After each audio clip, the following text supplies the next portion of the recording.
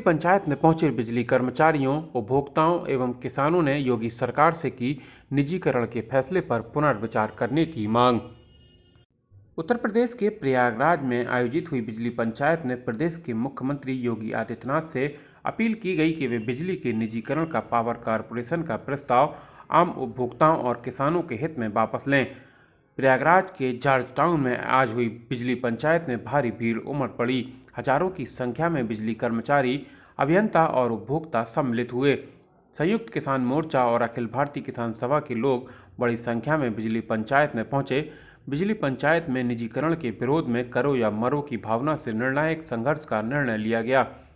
संघर्ष समिति ने पावर कारपोरेशन पर आरोप लगाया कि प्रबंधन माननीय उच्च न्यायालय द्वारा विगत 5 नवंबर को दिए गए आदेश का पालन नहीं कर रहा है, जिसमें पावर कारपोरेशन और सरकार को यह निर्देश दिया गया है कि वे बिजली कर्मचारियों की समस्याओं के समाधान हेतु ग्रीवांस रिड्रेसल व्यवस्था बनाएं। माननीय उच्च न्यायालय ने विगत 20 मार्च 2023 को आदेश दिया था कि प्रबंधन द्वारा समस्याओं के समाधान हेतु वार्ता का क्रम जारी रखा जाए।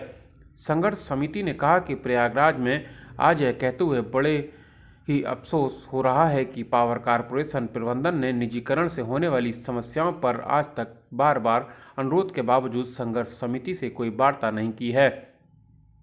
इससे स्पष्ट है कि पावर कारपोरेशन प्रबंधन निजीकरण की इतनी जल्दी में है कि उसे उच्च न्यायालय के आदेश की भी कोई परवाह नहीं है। संघर्ष समिति ने कहा कि निजीकरण का प्रयोग उड़ीसा, औरंगाबाद, नागपुर, जलगांव, समस्तीपुर, गया, भागलपुर, उज्जैन, सागर, ग्वालियर, आगरा और ग्रेटर नोएडा में पूरी तरह विफल हो चुका है। इसलिए निजीकरण के इस विफल प्रयोग को देश के सबसे बड़े प्रांत उत्तर प्रदेश में लागू करना उपभोक्ताओं और कर्मचारियों के हित में नहीं होगा।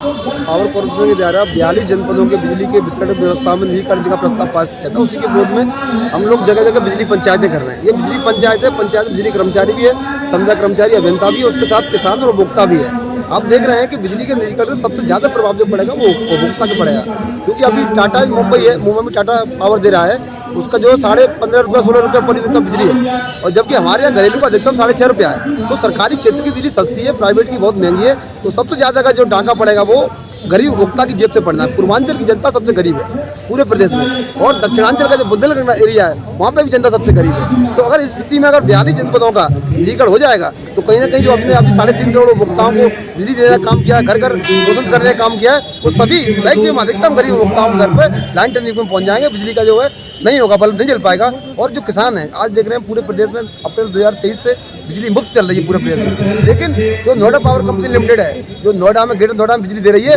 वहाँ पर किसानों को बिल लग रहा है, वहाँ किसान आंदोलन कर रहे हैं। टोरेंट पावर है जो आगरा में थोड़ा पार्ट है शहर का, वहाँ का किसान परेशान है, 20-20 लाख के बिल है उनके जो है। तो ये किसान विरोधी है निजीकरण की प्रक्रिया, जनता की विरोधी है, और कर्मचारियों की बड़े पैमाने में छटनी होगी। 16,000 कर्मचारी रेगुलर के वो उनकी नौकरी जाएंगी, 50,000 संविदा के कर्मचारी हैं उनकी नौकरी चली जाएंगी। तो ये जन विरोधी है, किसान विरोधी है, उपभोक्ता विरोधी है। इसके निजीकरण का प्रस्ताव जो है वो वापस लिया है, इसीलिए आज हम लोग यहाँ जनता